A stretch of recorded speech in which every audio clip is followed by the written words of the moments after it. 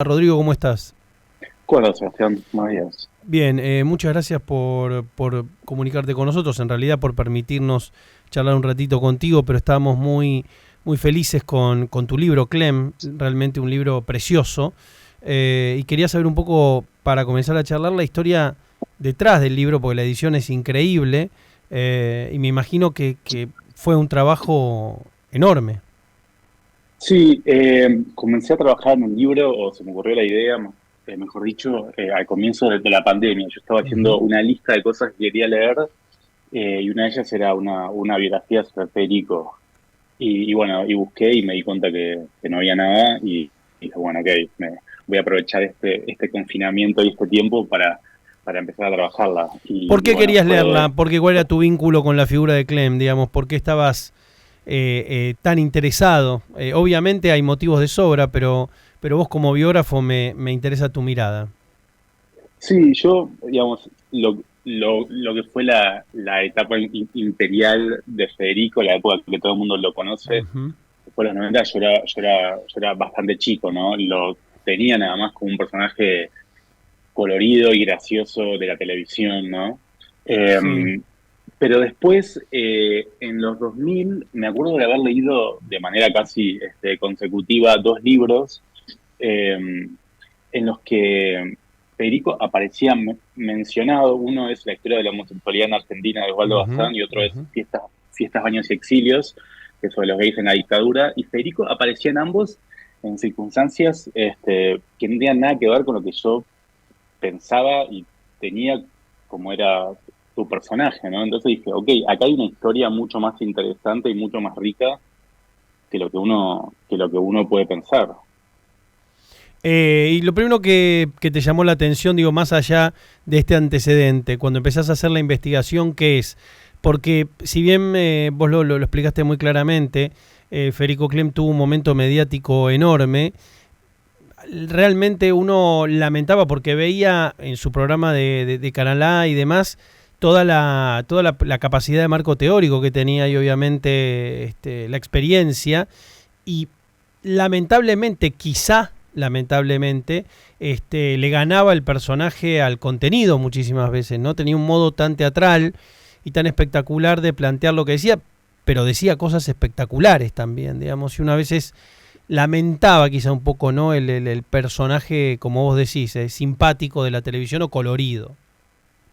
Sí, como que estaba esta idea entre la gente que lo conoce y lo recuerda, porque si vos hablas con gente joven, Sí, sabés que la mayoría no sabe quién es Federico. no, claro. Eh, y en esa época, pese a que Federico tenía no sé llamarlo carrera, porque eran más bien cosas muy intermitentes que él hizo, Ujú. ¿no? En parte porque tenía una figura paterna muy fuerte y muy conservadora, a la que él no se quería enfrentar del todo. Entonces, todo lo que él hacía artísticamente lo hacía con bajo perfil, ¿no? Sin sacar demasiado la cabeza, porque el padre pensaba que el mundo del arte era para maricones, Ujú. para bohemios. Eh, entonces, Federico, si bien tuvo, como te digo, una carrera, que va desde el Ditela, las performances con Marta Minujín, como cantante de ópera en su casa, después cuando vuelve la democracia, haciendo performance en Cemento. Pero lo que la gente más conoce es ese Federico mediático, televisivo, porque él se populariza su figura, no por su programa de cable, sino más bien por los recortes que hacían los programas de archivo de la época, ¿no? PNP, CQC, etcétera, donde hacen donde una mirada bastante burlona, ¿no? Como decís vos, esa cosa performática que tenía Federico, que si bien ahora vos ves el programa en YouTube, por ejemplo, y hay programas dedicados, viste, a Nan Goldin, a Basquiat, hay cosas súper interesantes además, formalmente, visualmente, el programa eh, estaba hecho por gente, porque viste que estaba ese debate como que, bueno, es como tan malo que es bueno, era como algo bizarro, divertido, pero mucha gente que lo hacía el programa lo hacía con mucha conciencia, está haciendo como un artefacto pop, muy extraño, ¿no? Y si vos ves las personas que estaban detrás, ya sea dirigiendo el programa, editándolo, musicalizándolo, hay realizadores o hay gente como Diego Broderson, que es un programador de cine y crítico de cine. O sea que era el, el, el, el fenómeno Federico y su programa y además su trabajo como galerista, como mecenas y artista era mucho más interesante que lo que se le dio crédito en esa época, ¿no? Y eh, una de los motivos para cual yo quise hacer el libro es rescatar un poco eso, ¿no? Y ponerlo un poco en valor. No, no, desde ya que el libro, apenas uno lo ojea y lo empieza a leer, se da cuenta que es un enorme acto de justicia. Agradezco también, uno agradece por el cariño que le tenía a Clem, digamos, cuando uno escuchaba, y sobre todo lo que promovía, que no haya existido las redes sociales en esa época, pues se hubiera convertido en algo muchísimo más cercano a Ricardo Ford que alguien relacionado al mundo del arte, al mundo de la contracultura argentina.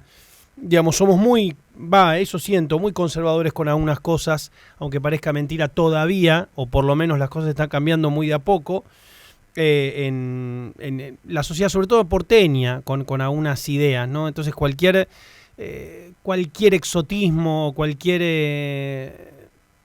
idea que tenga que ver con el humor, en ese sentido, digamos, porque Clem tenía evidentemente un sentido del humor muy grande, digamos, estaba absolutamente comprometido con lo que contaba, pero era un performer, digo, no, desde ya que había autoconciencia, no es que digamos, le sorprendía nada, pero me parece que pasaba eso, ¿no? Que un poco el libro contó, digamos, contundente. Uno ve las fotografías, revisa el sendero, se fija el índice y ya entendemos que estamos hablando de alguien que atravesó los momentos más luminosos de lo que fue la cultura y las artes plásticas en relación a la segunda mitad del siglo XX, ¿no?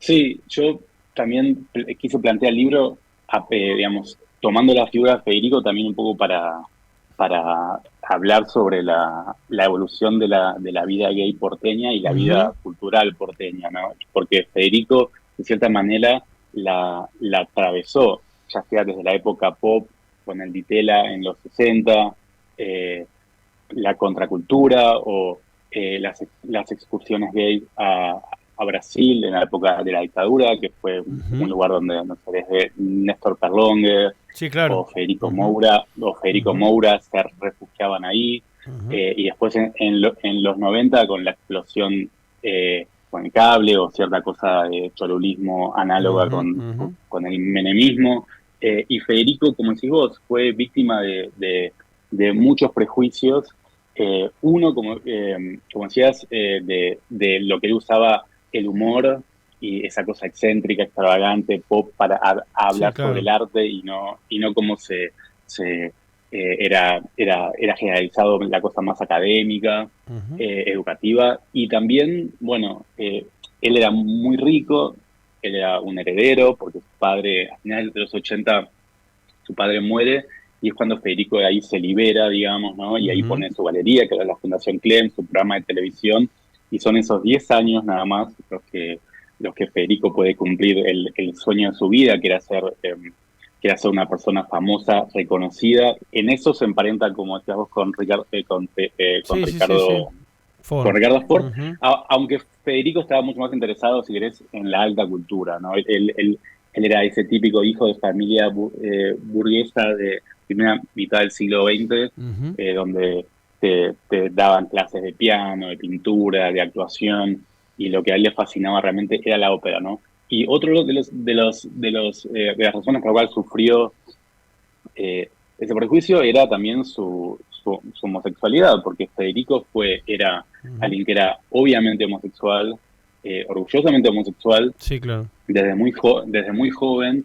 eh, en el libro aparece gente contando todo lo que se rumoreaba y las cosas que se decían, le decían cuando era joven Marlena, por Marlene Dietrich, Uh-huh. eh, y él sufrió la homofobia incluso en ámbitos que uno pensaría que no lo sabría tanto, como el Ditela, en ámbitos artísticos, y después sufrió la violencia policial y la violencia del Estado, porque lo llevaron detenido muchísimas veces, pasó muchas noches en comisarías, lo violentaron, lo atacaron, Eh, bueno, una de las razones por las cuales él usa su famosa peluca rubia warholiana es justamente porque la policía lo ataca una noche y le destroza el cuero cabelludo y se le infecta. Y después en los 90 cuando, bueno, empezaban un poco a ver ya eh, mayor visibilización y demás, y espacios más seguros, y boliches y Sí. demás, pero de todas maneras en la televisión a Federico se lo tomaba para joda, digamos, Sí, era como era un homosexual extravagante. exacto. Y hay algo curioso, curioso y a buen entendedor pocas palabras. Hay sectores obvios digamos, de intolerancia, de estrechez mental, de mezquindad, de fascismo, que son Mm. predecibles, ¿no? Cuando hablamos de la dictadura, cuando hablamos de la fuerza policial, cuando hablamos, ¿no? Uno podría decir de alguna cuestión que tenga que ver con mandatos familiares. Ahora, lo curioso y que vos de alguna manera dejaste entrever es que muchísimos sectores asociados a cierta inteligencia, cierta, Ujú. también se burlaban, ¿no? Digamos, y hoy, muy probablemente por cuestiones más que tengan que ver con corrección política y miedo, y no por haber hecho algún tipo de entendimiento o haberse culturizado, digamos, no expresan ese tipo de viveza, pero digamos, si uno tiene un poquito de memoria, se va a acordar que no es que de Clem se reían los intolerantes, se reían algunos que se creían vivos y que No, sí, oportunamente saben cambiarse donde da el sol, ¿no? Entonces digo, y to- eso quizá molesta un poco más, digamos, porque como decimos, están los fascistas de manual, pero hay por ahí a veces otras gestas cuestan un poquito más. sí, por ejemplo, digamos, en la televisión Sí, todos los claro. programas se burlaban de él. Exactamente, Lo- los exactamente. programas, los programas Los progres programas progres, claro, o claro. los programas, o los programas más Sí. populares, todos se burlaban de él. Eh, desde el ámbito artístico también, porque veían la obra de Federico, que eran, viste, los strippers musculosos, Sí, sí, sí. y les parecía que era una cosa, viste, de maricones horrible, y Ujú, obviamente no lo tomaban en cuenta. Pero también sí había mucha gente, más gente, digamos, más pop, gente ujú. más joven, con un costado, si querés, con un gusto más por lo bizarro. Por ejemplo, Lucila Kuriaki Sí, lo eran pusieron en un video, fanáticos lo pusieron de, en un clip. de Ujú. lo pusieron en el video de Shower House, El porque eran Shower súper House, sí, sí, fanáticos. sí. Ellos Ujú, cuentan en el video. Alejandro Hartman, que bueno, fue en dirección de Martin ujú. Reichman y ahora es documentalista, fue el director del video y le encantaba Federico, junto con la banda lo convocaron. Además era, ahora que estamos en tono mundialista, ellos querían unir en el videoclip, que era un homenaje a Casino de Scorsese, querían unir a Maradona y a Clem, y finalmente Maradona al último momento se bajó y quedó Clem en el video. Pero también, no sé, Gustavo Cerati y Alto Kamen, una de esas bandas pop electrónicas que él producía en su momento, a finales de los 90, lo convocaron a Federico y para hacer la portada de uno de sus discos, pues querían hacer un poco como la gran Andy Warhol con la Velvet Underground. Bueno, pero Eh, en ese sentido mencionabas a Cerati y Cerati, digamos, casi siempre y a lo largo de su carrera estuvo, digamos, muy interesado por lo que pasaba y en lo que pudo siempre tendió puentes, ¿no? Fue un vaso comunicante, digo, sí, recuerdo totalmente, no, nada que ver, pero sí, digo, cómo promovió a Miranda cuando no era lo que era, digamos, siempre tuvo algún gesto, sí, o la fecha de Soda Stereo poniendo bandas emergentes como de teloneras, digamos, presentando toda una nueva escena. Ha habido sí, interlocutores válidos y pensaba en la figura de Vergara Leumann también cuando hablabas de lo que era, digamos, un varón gay relacionado al arte y también entrando en ámbitos tan, digamos, a veces muy estanco como puede ser el tango y lo que pasaba con la Botica del Ángel, que uno piensa en lo que era ese programa hoy y era directamente como una instalación de Tim Burton en Canal 11, digamos, las cosas que hacía eran impresionantes, los invitados que llevaba, lo que sí, era la propuesta, ¿no? Entonces digo, hay una historia, una cronología, por eso me parece el libro absolutamente valioso, necesario, valioso, y por otra parte, una edición hermosa, el libro es como un objeto, también hay ujú, que señalarlo, ¿no?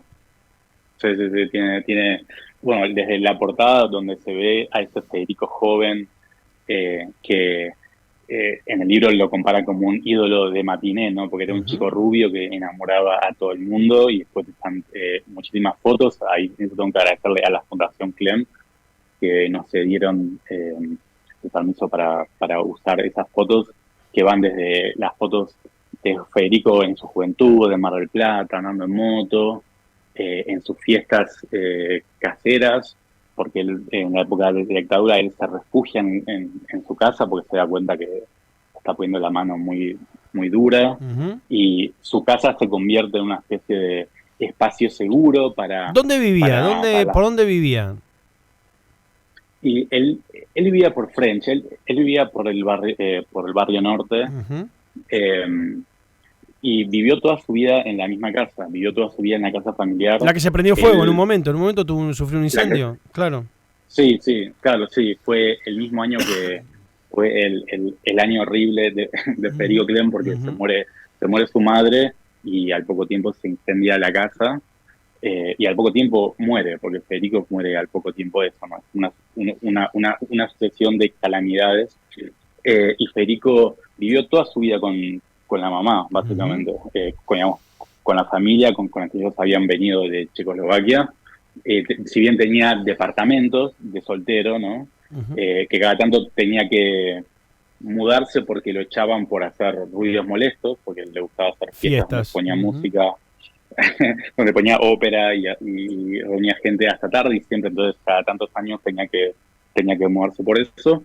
Pero Federico era una persona muy, muy cercana a su familia y lo que te decía, volviendo a lo que decíamos de Cerati y demás, te lo mencionaba porque igual quería hacer hincapié de que si bien eh, hubo muchos prejuicios y hubo muchas cosas a las cuales él tuvo que, muchos obstáculos y mucho odio, eh, mucha homofobia. También hubo mucha gente Que que lo lo abrazó quería. y que lo Ujú, apreció, ujú. y que por eso para él, para Federico, esos últimos años de su vida fueron años muy dulces, porque finalmente logra conseguir ese amor popular que siempre quiso tener y ese amor que nunca tuvo en su familia y que nunca tuvo en muchos ámbitos, que lo Cuando vos despreciaron. mencionás la etapa gloriosa, la de los 10 años de programa, ¿él con cuántos años ingresa a hacer el programa? Digamos, ¿eso le tocó en qué periodo, en qué edad tenía más o menos? Y tenía 52 años más o menos. O sea, llegó tarde, tarde. Sí, llegó tarde. Una de las razones por la cual quise hacer este libro es porque además hay toda una vida de Federico, ¿no? Que Ujú. va desde sus romances, que están en el libro, eh, ya sea con uno que es tal vez un poco más famoso, que es el asesino serial Robledo Puch, Ujú. que es bastante notorio, Nureyev, eh, y todas las cosas que él hizo artísticamente y desafiando la moral de la época. Ahí, en el libro, como decía, es un recorrido que toma a Federico como personaje y sus circunstancias, pero también muestra lo que eran los distintos ámbitos en los que alguien era joven y gay e interesado por la cultura se tenía que mover, que eran ámbitos muy selectos, en ámbitos muy pequeños y muy peligrosos. Hoy, ¿qué ha quedado de la colección de arte, la fundación, digamos? ¿Dónde está todo lo que es el legado de Clem? Bueno, está la Fundación Clem, que sigue existiendo, que Ujú. hacen un trabajo espectacular. Ellos están en Marcelo T. Alvear 628, eh, ahí cerca de Plaza San Martín. Eh, sigue estando todos los días abierto. Está la colección Clem, que es una colección impresionante que cualquiera puede conocer, que hay artistas internacionales eh, de todas las épocas, fotografía contemporánea, además hay artistas argentinos, desde Berni o el que quieras, están ahí y además todos los años se sigue haciendo los premios Clem, entonces todos los años se sigue sumando obra a la colección y se sigue apoyando, ¿no? Sigue el trabajo de mecenas que Federico hizo durante su vida, no solamente durante la época de los 90 de la galería. ¿Quiénes quedaron encargados de todo eso? ¿Quiénes dirigen la fundación? Valeria Fitterman y Ujú, Fernando Espeleta ujú. son los guardianes de Federico y son verdaderos guardianes. Y son dos personas encantadoras. A mí en particular me ayudaron Sí, mucho claro, con me el libro. imagino Si bien, archivo, fotografía, bueno, un montón de material te lo sí, brindaron, ¿no? sí, o sea, si bien no es una biografía oficial, yo no los hice con ellos. Yo lo primero que Ujú, hice fue contarles del proyecto para saber que tenían la bendición de ellos y que era una biografía hecha con buena leche, digamos. ujú. Y hacen un trabajo espectacular. Federico fue un amigo desde la adolescencia de Federico. Valeria se sumó a la galería en los años 90, pero ambos siguen trabajando 100% para mantener vivo el legado, la obra de Federico. ¿Vas a estar presentando el libro en algunos lugares? Más allá de que ya está en la calle, ¿tenés planeado algunos eventos o ya está? ¿O simplemente es que el libro haga su No, recorrido? seguramente el año que viene sí. Ujú, Este año hubo muchos eventos alrededor de la figura de Federico organizados por la Fundación, porque este año se cumplen los 80 años del nacimiento de Federico y los 20 años de la muerte de Federico en estos días. ujú, Entonces la Fundación hizo muestras, hizo masterclasses, hizo conversaciones, hizo acciones y demás. Eh, entonces, este año creo que hubo también como un mayor interés y una mayor reivindicación de la figura de Federico a partir del trabajo de la Fundación. Del trabajo de la Fundación y creo que también de algo que viene sucediendo en distintos ámbitos, ya sea, no sé, yo pienso en el archivo de la memoria trans, sí, por sí, sí. ejemplo, Ujú, o el silencio es un cuerpo que cae, no sé, hay un montón de distintos proyectos que quieren recuperar y hacer ver las historias de personas LGBT más ujú. de distintas maneras, ¿no? Eh, Trayéndolos a la superficie, dándoles la importancia que se les negó siempre y Ujú. dándoles una mirada más humana también, más empática.